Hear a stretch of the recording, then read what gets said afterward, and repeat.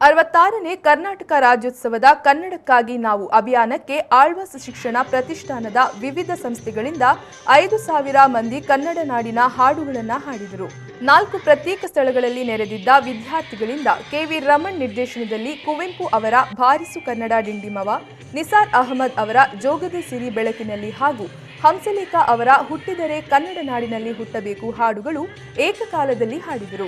ಕನ್ನಡ ನಾಡಲ್ಲಿ ಹುಟ್ಟಬೇಕು ಹಾಡಿಗೆ ಎಲ್ಲ ವಿದ್ಯಾರ್ಥಿಗಳು ಕನ್ನಡ ಬಾವುಟವನ್ನ ಬೀಸುವ ಮೂಲಕ ತಮ್ಮ ಕನ್ನಡದ ಅಭಿಮಾನವನ್ನ, ಕನ್ನಡ ನಾಡಿನ ಮೇಲಿರುವ ಪ್ರೀತಿಯನ್ನು ತೋರ್ಪಡಿಸಿದರು.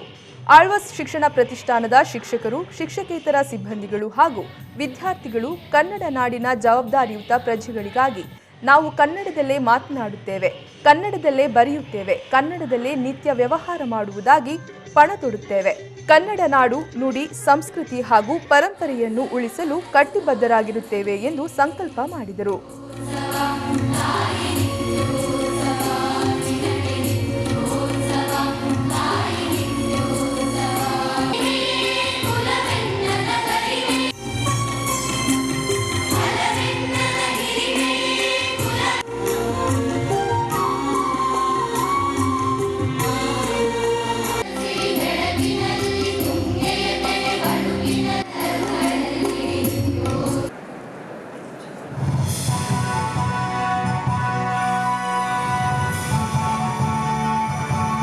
ಮಾತ್ರ ಅದನ್ನು ಉಪಯೋಗಿಸಬೇಕು ಅಂತೇಳಿ ಕೇಳಿಕೊಳ್ಳುತ್ತೇವೆ.